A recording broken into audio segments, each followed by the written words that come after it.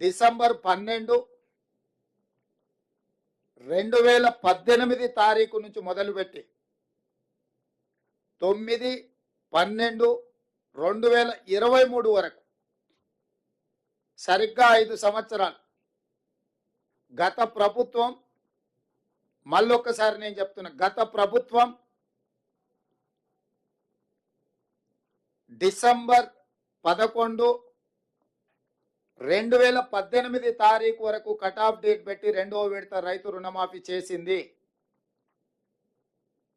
December 12, 2018 తారీఖు నుంచి తీసుకున్న రుణాలు డిసెంబర్ 9, 2023 వరకు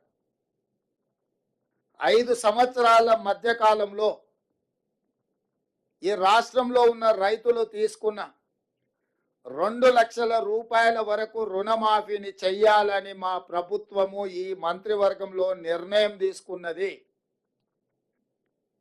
ఇచ్చిన మాట ప్రకారం 2 లక్షల రూపాయల రుణమాఫీ చెయ్యాలి.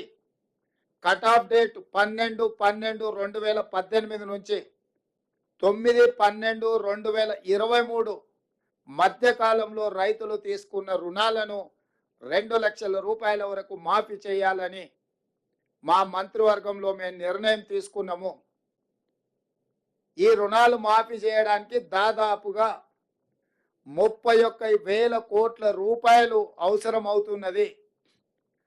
31,000 కోట్ల రూపాయలను సేకరించి తెలంగాణ రాష్ట్ర రైతాంగానికి రుణముక్తి కల్పించి వ్యవసాయం దండుగ కాదు, వ్యవసాయం పండుగ. ఈ ప్రభుత్వం, ఈ ప్రజాపాలన రైతు సంక్షేమం, రైతు రాజ్యం ఒక సంక్షేమ రాజ్యంగా, అభివృద్ధి రాష్ట్రంగా ముందుకు తీసుకెళ్తామని సంపూర్ణమైన విశ్వాసం, భరోసా కల్పించడానికి ఈరోజు మా మంత్రివర్గం